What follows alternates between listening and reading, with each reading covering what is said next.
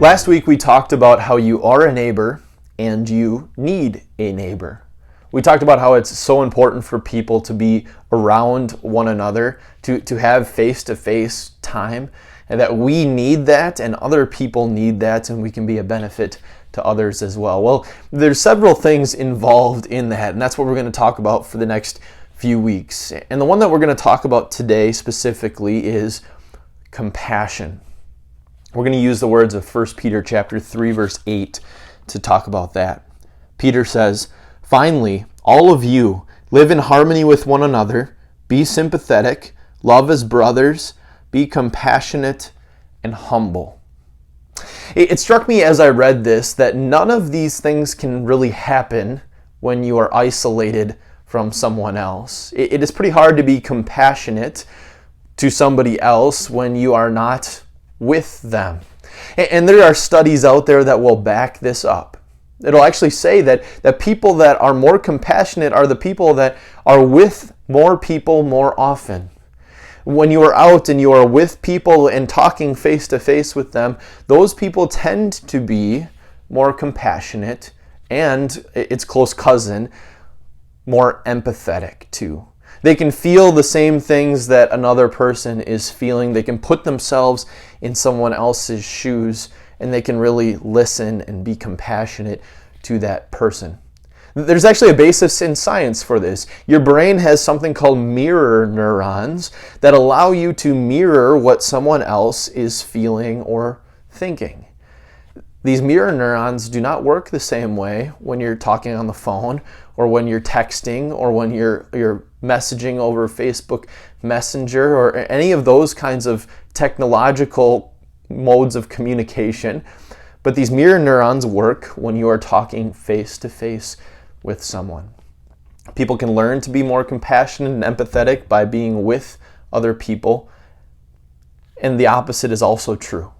Studies have found that people that are isolated from other people tend to be less compassionate, tend to be less empathetic, tend to not be as great of listeners because they have now isolated from themselves from others, and they have no ability to understand someone else. Perhaps their only mode of communication is over the internet, and through those modes, empathy and compassion have been largely removed.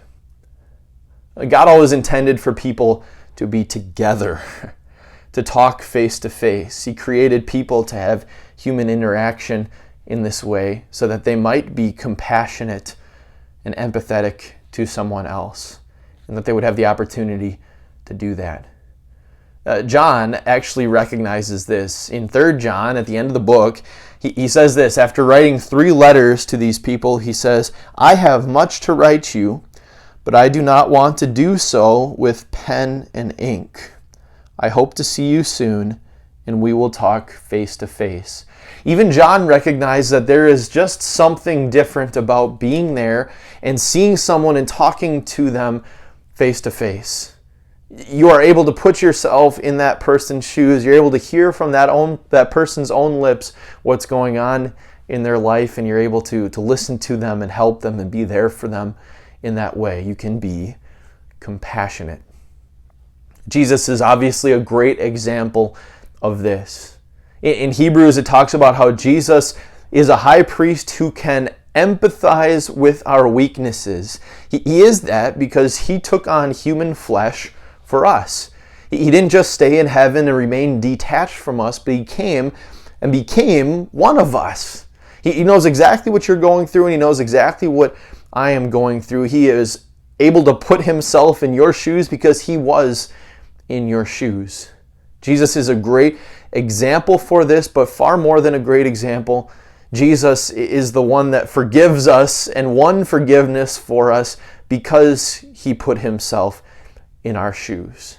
For the times that we aren't compassionate, for the times that we flee towards isolation rather than being around people, for when we fail to be empathetic or for when we fail to be good listeners, Jesus came and put himself in our shoes to be our substitute, to take what we deserved, which was death, and he died for us. And he rose to life to give you life. So Jesus is a great example, but more than anything, Jesus had compassion on you by his passion, by dying on the cross for your sins, and by rising again to save you. This is the core motivation for us to be compassionate to others, to listen to Peter's words, and to be around other people. The gospel, Jesus' death on the cross and resurrection is our motivation, and we take that into our lives so that we can be compassionate and empathetic towards others, so that we can remove ourselves from isolation and come and be with people. Because you are a neighbor, and you need a neighbor.